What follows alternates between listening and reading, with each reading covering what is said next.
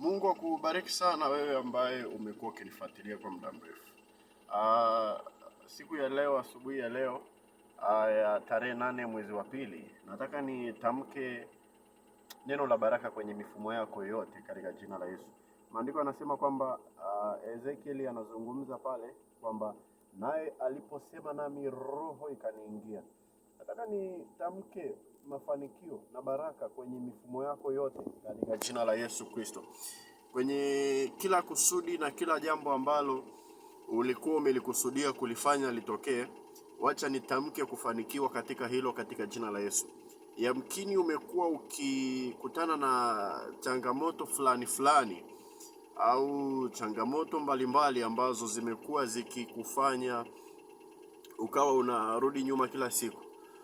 Lakini nataka nitamke neno ambalo litaweza kufanya kazi kwenye mifumo yako, kwa sababu neno ambalo nitakalo litamka litakuwa ni roho. So ili neno ambalo ni roho litaenda kufanya kazi kwenye mifumo yako yote katika jina la Yesu.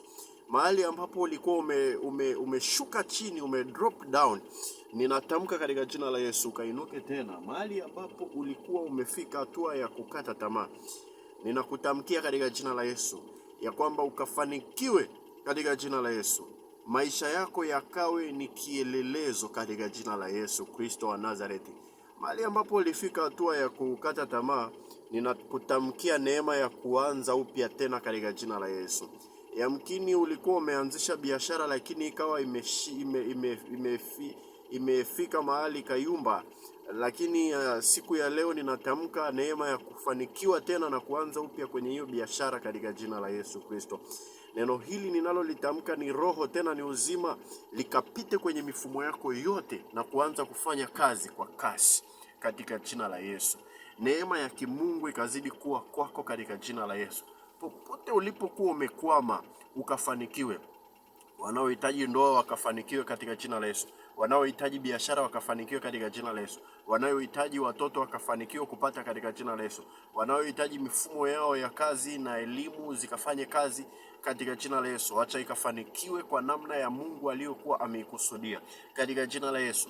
Siku ya leo ninatamka kufanikiwa katika jina la Yesu. Ulianzisha biashara haikuendelea, leo ikaendelea katika jina la Yesu. Ulianza masomo ukashindwa kwa sababu ya ada, leo ukafanikiwa katika hayo masomo katika jina la Yesu Kristo. Umeomba kazi serikalini na kwenye taasisi mbalimbali na makampuni binafsi, lakini bado hujafanikiwa. Ninatamka katika jina la Yesu, CV yako ikakubalike kwenye mfumo wa kimbingu, kwa sababu mfumo wa kimbingu ukikubali CV yako basi umefanikiwa. Ninakutamkia neema ya kufanikiwa katika hilo katika jina la Yesu. Siku ya leo ukafanikiwe, siku ya leo ukainuke, siku ya leo ukaanze upya. Hakuna kukata tamaa katika jina la Yesu. Hutakufa bali utaishi, nawe utayasimulia matendo ya Bwana. Ujapopita kati ya bonde la uvuli wa mauti, hautaogopa mabaya, kwa sababu Bwana yuko pamoja na wewe katika jina la Yesu. Ninakutamkia kuinuka, ninakutamkia kusonga mbele, ninakutamkia kupiga hatua mpya, ninakutamkia kuinuka tena upya katika jina la Yesu Kristo. Kwenye hiyo kesi yako ambayo umekuwa ukisumbuliwa, Mungu akakufanikishe akawe hakimu wako katika jina la Yesu Kristo. Ninakutamkia kuinuka tena, ninakutamkia kupiga hatua mpya tena katika jina la Yesu. Usirudi nyuma, familia yako ikainuke, watoto wako wakainuke, mume wako wakainuke, mke wako wakainuke, kazi zako zikainuke tena katika jina la Yesu. Barikiwa.